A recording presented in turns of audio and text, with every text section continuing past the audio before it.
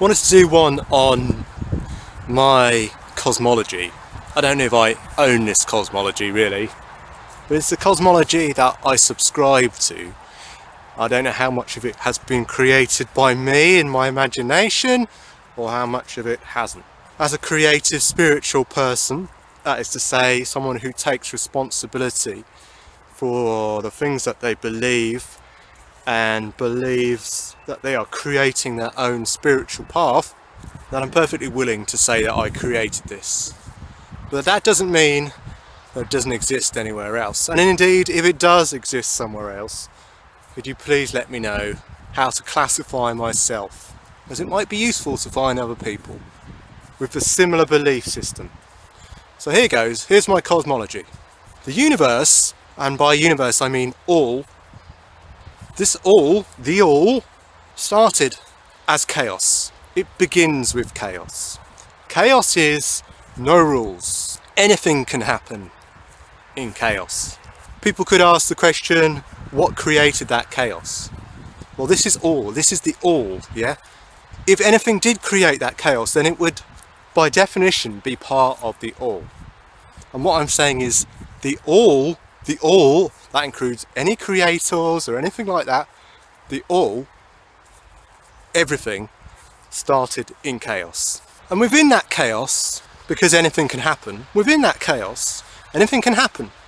And one of the things that must have had happened, I believe, is the creation, the spontaneous creation of form, structure, very basic form, very basic structure. I think this structure was an organising structure. That is to say, it still allowed pretty much anything to happen, but it enforced a kind of rule of time and consistency, where things have to be consistent with their history. However, I still think that all possibilities were played out here. So if the chaos that I'm talking about here is the all, the universe, version 1, then version 2 would be the slightly organised version of version 1, in which spontaneously out of this chaos emerged version 2, which was an had a slight organisation factor to it. It didn't limit anything. It didn't say, oh, this can happen and this can't happen specifically, but what it said was, you must be consistent with your prior version. In a sense, a notion of time was introduced. And from here we can make the jump on this version 2 of the universe, or the all, which isn't really the all, because it's just a pocket within the all, to say something like quantum theory occurs. In quantum theory, if you look at the mathematics, you will see that the mathematics describes all possibilities unfolding. Physicists one day hope to be able to create a quantum gravity. Inside a quantum gravity theory, we have the possibility of multiple different possible universes occurring simultaneously, and by universe here I mean a space-time object which can contain other things. And still all is happening, but it's slightly more compartmentalized into different space-times. One space-time could have one dimension, others could have 1,000,000, others could have 10. It all happens. And from there this pattern is repeated of all possibilities that can occur occurring, but becoming segregated from one another, becoming separate from one another, i.e. what I mean by that is not being able to interfere with one another. Why?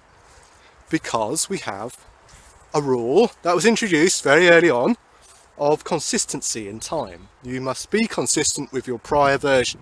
You might like to call this cause and effect. Now, because all things are happening, there are thousands and billions and trillions and millions and maybe an infinite number of universes which contain absolutely nothing whatsoever.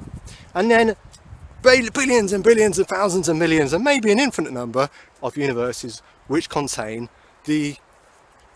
enough structure with which to give rise to life forms. Life forms are simply forms which are molecules which are able to replicate themselves, given the right environment and conditions. These self-replicating molecules also will become more sophisticated, and this is where the theory of evolution starts. This all that keeps happening, still keeps happening, all possibilities unfold, and in some sense, in some places, in some parts of the universe, this doesn't really get off the ground, this evolving molecule, but then in other universes it does. And of course we live in one of the universes where it has. And we look about ourselves and we go, well, how did all this form get here? How did all this structure get here? And the answer is that it's just a chance occurrence. But since all chances, all possibilities are being played out, it's inevitable that some life form somewhere in some universe would ask themselves the question, how did we get here? Of course, it's much more probable that that life form will find itself in a universe where it hasn't just been complete fluke that it occurred, and that, you know, we can say something about the environment and environmental pressures and the need to adapt to a changing environment, just as the theory of evolution does, but there must be, in my scheme, other universes where it just was sheer, complete chance, and it seems even more improbable that life could possibly exist. And still, all the time, we have this chaos in the background, operating, saying anything can happen. And that's my cosmology. Some people say the universe came from nothing, it was made from nothing by a god. Some people say that it wasn't made from nothing by a god, it was just came into being. Some people say the universe is eternal. What I'm saying is, perhaps we need to understand nothing cannot exist. It is a non-existent thing. That's what nothing means. However, a very similar concept to nothing is complete formlessness. Is anything, you could say. A very similar concept to nothing, in that it has no particular shape or structure. It can be anything. It's a very similar concept to nothing. And what I'm saying is that the universe is this anything thing, this shape-shifting thing. It's not conscious. It doesn't need to be. It does everything. Of course, there could be universes which are conscious. Who knows, we might live in one of those. But it doesn't need to be conscious to give rise to life or structure or for us to happen. There doesn't need to be a creator. There might be a creator in one of these possible universes, since anything can happen. And who knows, we might live in the creation that creator made. But it doesn't need to. And we shouldn't regard this creator as the ultimate creator, because the ultimate creator is chaos. Anything, all possibility. It is all, not only is it all, that is everything, but it is all possibility. Every single possible combination of unfoldingness. So that's my cosmology. Hope you enjoyed that. If anyone knows what that's called, other than just atheism, that's a label for what I'm not, I prefer to have a label for what I am, then let me know. Martin Clewitt, signing off.